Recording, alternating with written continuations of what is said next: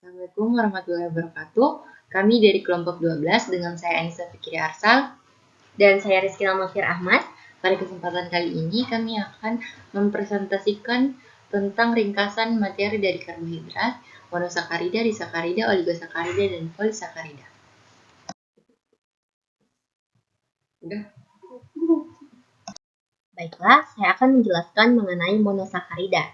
Monosakarida ini merupakan jenis karbohidrat paling sederhana yang terdiri dari satu unit gula, di mana mono artinya satu dan sakarida itu artinya gula. Jadi, monosakarida ini merupakan karbohidrat yang terdiri dari satu unit gula. Contohnya adalah glukosa, kemudian fruktosa, dan galaktosa. Untuk fruktosa biasanya ditemukan dalam buah-buahan. Kemudian untuk galaktosa biasanya dalam susu sebagai campuran dari laktosa.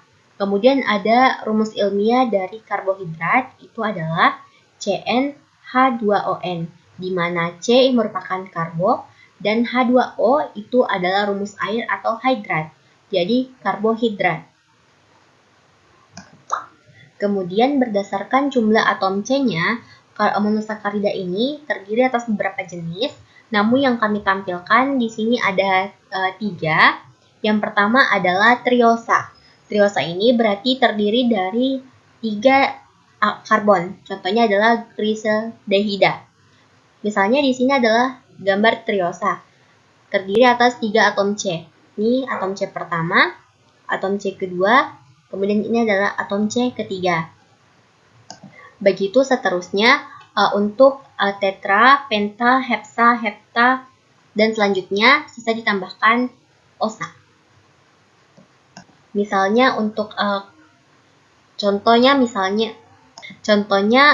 yang memiliki 5 karbon, berarti diberikan nama pentosa, karena penta kan artinya 5, jadi 5 karbon artinya pentosa.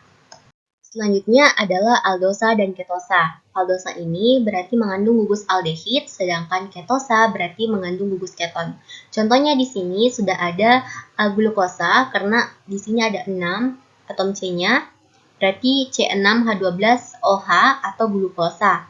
Nah, untuk D-nya itu dextrolevo akan dijelaskan di slide selanjutnya. Kita fokus pada pada gugus ini, ada gugus aldosa atau aldehid. Sedangkan untuk fruktosa itu mengandung gugus ketosa atau keton. Caranya ditandai, kalau aldosa biasanya di ujung, kalau ketosa ada di tengah. Nah, untuk penamaannya di sini kita hitung dulu atom C-nya ada berapa. Di sini ada 1, 2, 3, 4, 5, 6. Berarti 6. 6 dalam bahasa Latin kan heksosa. Kemudian ada gugus aldosanya, maka diberikan nama aldoheksosa. Seperti itu. Selanjutnya adalah disakarida. Disakarida ini berarti gabungan dari 2 molekul monosakarida melalui ikatan glikosidik. Sedangkan ikatan glikosidik adalah jenis ikatan kovalen yang terbentuk antara gugus hidroksil atau OH dari satu molekul karbohidrat dengan atom anomorik dari molekul karbohidrat lainnya. Untuk rumusnya itu adalah C12H22O11. Contoh disakarida, misalnya gabungan dari glukosa dan fruktosa akan menghasilkan jenis disakarida sukrosa. Kemudian gabungan dari monosakarida glukosa dan juga glukosa itu menghasilkan jenis sakarida maltosa. Kemudian glukosa monosakarida berjenis glukosa dan galaktosa bergabung menghasilkan jenis disakarida laktosa. Untuk laktosa ini biasanya terdapat pada susu. Sedangkan untuk sukrosa biasanya terdapat pada sumber-sumber karbohidrat seperti jagung, gandum, kemudian beras. Kalau maltosa itu biasa bersumber dari gula tebu. Baiklah, selanjutnya saya akan menjelaskan mengenai rumus Haber. Rumus Haber ini digunakan untuk menggambarkan suatu rantai karbon dengan struktur lingkar atau segi. Untuk segi 5 disebut dengan furan, sedangkan untuk segi 6 disebut dengan piran. Untuk gambar seperti bulatan yang ada di tengah-tengah, ini adalah oksigen. Berikut adalah contohnya untuk alfa D-glukopiranosa.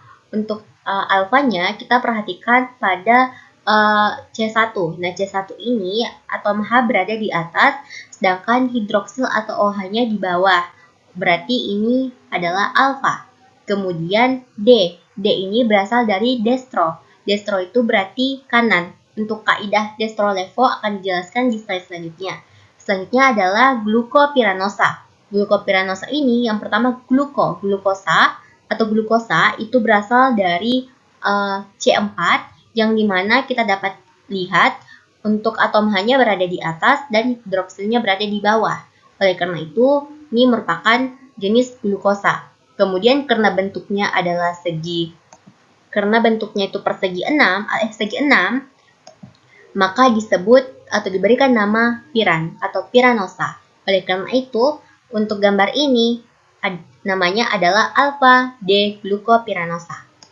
Selanjutnya saya akan menjelaskan isomer optis. Untuk isomer optis, kita akan mengetahui bentuk asimetris atau karbon kiral. Contohnya pada glukosa.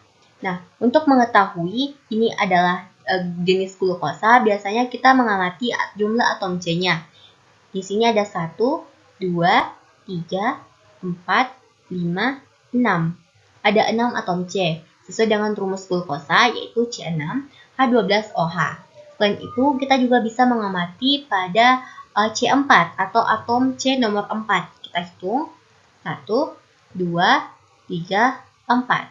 Jika OH-nya berada di kanan, atau gugus hidroksilnya berada di kanan, maka tergolong glukosa. Namun, kita pindah ke contoh kedua. Ini pada C4-nya, hidroksilnya itu terletak di sebelah kiri. Berarti galaktosa atau jenisnya adalah galaktosa. Kemudian selanjutnya, nah untuk menentukan atom karbon kiralnya, pertama kita amati dulu untuk C atau atom karbon nomor 1. Nah, syarat untuk mengetahui untuk tangannya, syaratnya adalah atom kiral harus atau asimetris harus mengikat masing-masing atom yang berbeda pada masing-masing lengannya. Contohnya pada atom C pertama, di sini kita dapat ada rangkap 2 pada yang mengikat pada atom O. Sedangkan tangan lainnya mengikat pada atom H dan juga atom C. Jadi ini merupakan bukan asimetris. Nah, kita lanjut ke C2 atau atom karbon nomor 2. Di sini ada 4 tangannya atau lengannya dan masing-masing mengikat atom yang berbeda. Misalnya pada tangan yang di sini atau lengan yang di sini mengikat hidroksil. Kemudian tangan lainnya mengikat atom C, di sini mengikat atom H dan lainnya mengikat juga atom karbon. Jadi ini merupakan bentuk yang asimetris. Begitu selanjutnya untuk atom C yang lainnya. Kemudian bagaimana cara menentukan atom kiral? Caranya adalah satu atom sebelum terakhir. Jadi misalnya di sini jumlahnya ada 6. Maka kita sisa mengurangkannya. 6 dikurang 1 berarti 5. Berarti atom kiralnya ada di C5. Seperti itu. Selanjutnya adalah isomer geometri. Isomer geometri itu ada 2 jenis, yaitu trans dan juga cis. Kita abaikan dulu untuk 2 butenanya. Kita fokus pada CH3 di sini dan CH3 di sini. Trans itu berarti perpindahan dari satu titik ke titik lain, di mana CH3 dan CH3 di sini itu berseberangan. Sedangkan H dan juga H yang di sini juga berseberangan. Berarti diberikan nama trans. Sedangkan untuk cis itu berarti dia bersebelahan. Contohnya CH3 di sini dan CH3 di sini berdekatan. Dan H yang di sini berdekatan dengan H yang di sini. Jadi intinya kalau trans itu berseberangan, kalau cis itu bersebelahan. Baik, saya akan menjelaskan tentang materi oligosakarida. Jadi oligosakarida ini adalah karbohidrat yang terdiri dari 3 hingga 10 monosakarida yang saling terikat dengan ikatan glikosidik. Contohnya adalah rafinosa yang terdiri atas 3 unit monosakarida atau trisakarida, yaitu galaktosa karena pada atom C4 OH-nya terletak di bagian atas yang berikatan dengan glukosa. Kenapa glukosa? Karena pada atom C4 OH-nya terletak di bagian bawah, kemudian fruktosa. Fruktosa dan glukosa ini berikatan glikosidik pada atom C1 dan C2. Kemudian, gabungan dari glukosa dan fruktosa disebut sukrosa. Sukrosa ini kemudian berikatan lagi dengan salah satu molekul galaktosa, yaitu pada C1 galaktosa dan C6-nya. Jadi ikatan glikosidiknya yaitu alfa 16 glikosidik. Kenapa alfa? Karena OH-nya terletak di bagian bawah. Selanjutnya stakiosa. Stakiosa ini merupakan gabungan dari dua galaktosa, glukosa dan fruktosa. Gabungan dari galaktosa, glukosa dan fruktosa disebut dengan rafinosa. Jadi rafinosa ini berikatan dengan satu molekul galaktosa sehingga disebut stakiosa. Selanjutnya polisakarida. Polisakarida adalah karbohidrat kompleks yang terdiri atas lebih dari 10 monosakarida yang saling terikat dengan ikatan glikosidik baik secara linear atau bercabang. Polisakarida kompleks ini ada bagi dua, yaitu homopolisakarida yang tersusun dari satu jenis monosakarida yang berfungsi sebagai penyimpan energi atau penyambung struktural. Kemudian ada heteropolisakarida yang terdiri dari lebih dari satu jenis monosakarida yang berfungsi sebagai struktur jaringan ikat dinding sel bakteri atau media pertumbuhan mikroba. Berdasarkan fungsinya ada polisakarida penyimpan energi dan polisakarida struktural. Selanjutnya polisakarida penyimpan energi. Ada pati atau amilum dan glikogen. Pati atau amilum ini berfungsi untuk menyimpan cadangan makanan atau energi. Ia terdiri dari dua bentuk utama, yaitu amilosa dan amilopektin. Amilosa ini merupakan gabungan dari banyak glukosa yang berbentuk rantai lurus yang berikatan di atom C1 dan C4-nya. Kenapa alfa? Karena pada atom C1 gus hidroksilnya terletak di bagian bawah. Kemudian ada amilopektin.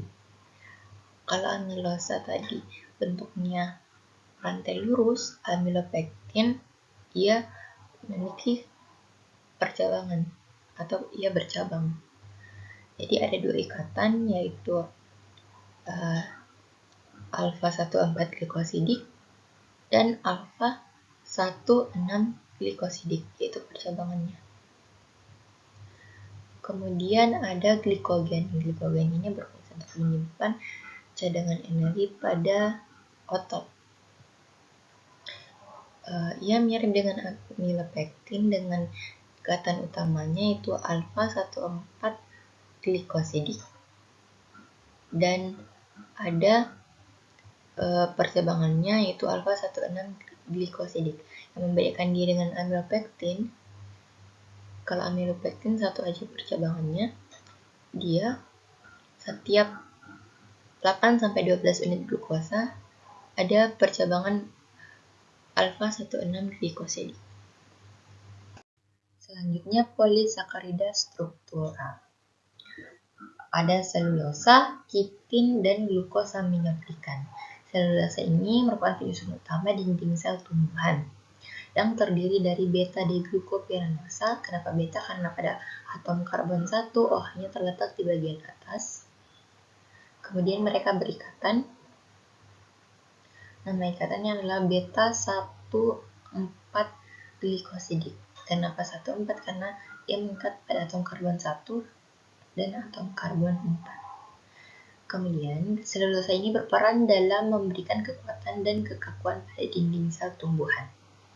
Selanjutnya kitin. Kitin ini terdapat pada eksoskeleton serangga, krustasea, dan dinding sel jamur yang tersusun dari N-asetilglukosamin yang berikatan dengan beta 14 glikosidik. Kenapa beta? Seperti pada selulosa, OH-nya pada atom karbon 1 OH-nya terletak di bagian atas. Kemudian mereka berikatan pada atom karbon 1 dan atom karbon 4. Ia berperan dalam melindungi serangga dan krustasea dari kerusakan fisik dan mikroba. Selanjutnya glukosaminoglikan merupakan polisakarida anionik yang berperan dalam struktur jaringan ikat hewan. Ia berperan dalam menyediakan fleksibilitas dan kekuatan pada jaringan ikat, tulang rawan, dan kulit. Contohnya hyaluronan, heparan sulfat, dan kondroitin sulfat. Ini adalah bentuk dari glukosaminoglikan. Selanjutnya, rumus Fischer. Rumus Fischer merupakan rumus proyeksi pada senyawa yang termasuk karbohidrat. Terdapat gugus fungsi yaitu gugus hidroksil, gugus aldehida, atau gugus keton. Dalam rumus Fischer digunakan istilah destro dan levo. Dulunya proyeksi Fischer ini berbentuk vertikal. Untuk membedakan antara destro dan levo, dilihat satu atom sebelum atom karbon terakhir. Ini satu atom di atasnya, kita perhatikan gugus hidroksilnya. Jika gugus hidroksilnya terletak di sebelah kanan, maka disebut destro. Namun jika terletak di sebelah kiri, maka disebut levo. Seperti contohnya glukosa. Atom karbon terdiri atas 6 karbon. Jadi atom karbon kelima, jika hidroksilnya terletak di sebelah kanan, maka disebut destro. Selanjutnya, saya menjelaskan tentang anomer. Jadi, anomer ini adalah bentuk isomer dari monosakarida yang berbeda satu dengan lainnya hanya dalam konfigurasi di sekitar atom karbon hemiasetal. Anomer ini ada dua, ada yang disebut alfa dan beta. Kenapa disebut alfa? Disebut alfa ketika gugus hidroksilnya terletak di sebelah kanan, atau jika melingkar seperti ini, seperti pada gambar, OH-nya pada C1 terletak di bagian bawah cincin. Kemudian beta pada C1-nya OH terletak di sebelah kiri atau pada saat melingkar OH-nya terletak di bagian atas cincin. Selanjutnya epimer. Epimer adalah stereoisomer yang berbeda dalam letak gugus hidroksil hanya pada satu karbon asimetrinya. Contohnya adalah D-glukosa dan D-galaktosa. Kenapa ini disebut epimer? Karena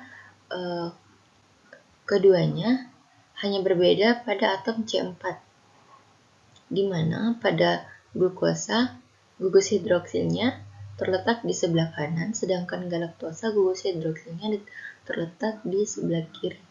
Sisanya C1, C2, C3, C4, C5, dan C6 sama, kecuali C4-nya. Jadi jika ada dua yang berbeda, maka dia tidak epimer. Selanjutnya, mutarotasi. Mutarotasi adalah perubahan sudut putar bidang polarisasi cahaya yang terjadi pada monosakarida dalam karbohidrat. Hal ini terjadi akibat interkonversi antara bentuk anomer alfa dan beta dalam larutan berair. Ini adalah struktur glukosa dalam struktur Hayward, dalam proyeksi Fischer, dan ini dalam struktur Hayward. Ini adalah bentuk beta-D-glukopiranosa. Kenapa beta? Karena OH-nya pada atom karbon 1 terletak di bagian atas. Ini air, ini D-glukosa dalam proyeksi Fischer. Kemudian ini adalah alfa-D-glukopiranosa. Kenapa alfa? Karena pada atom karbon 1 OH-nya terletak pada bagian bawah.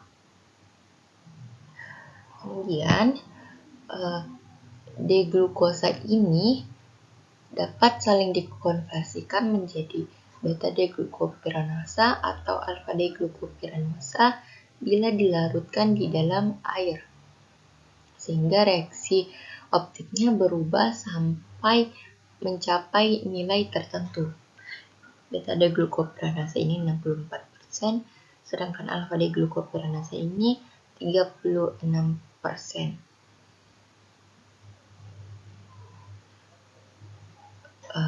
Reaksi inilah yang disebut mutarotasi, di mana beta-D-glukopiranosa dapat berubah menjadi alfa-D-glukopiranosa dan sebaliknya.